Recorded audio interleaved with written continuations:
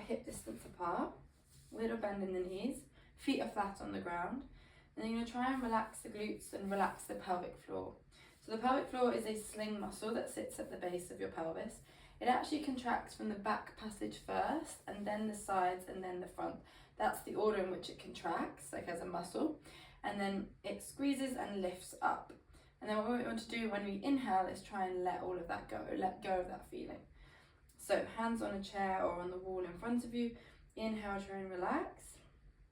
And then as you exhale, think of engaging the back passage, which means like holding in from passing wind, then holding in a wee, and then squeeze and lift the pelvic floor, or just squeeze, like that feeling of holding in a wee, it's that same feeling. Standing pelvic floor exercise. So for this one, you need a chair or a wall in front of you to place your hands on something. Feet a bit wider than normal, a bit wider than hip distance apart, and a little bend in the knee. This sort of mini squat position helps to relax the glutes. Now, you may not feel the pelvic floor massively, we're just going to try and contract it. It's not going to feel like how it feels when you're lifting weights, but you should feel a little bit that sort of holding in a wee sensation. And then what's really important is that we're also able to let that go.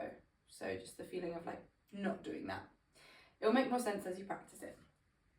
So pelvic floor is a muscle that sits right at the base of the pelvis. It's that feeling of holding in from passing wind and holding in a wee.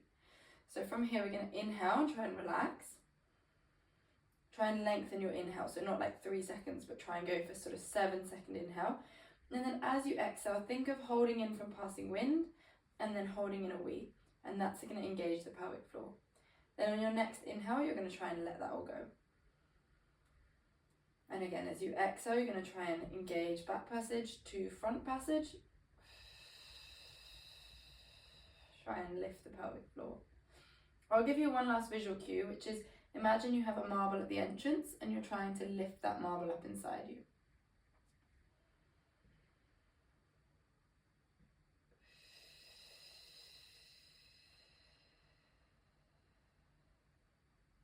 Repeat for the prescribed number of reps.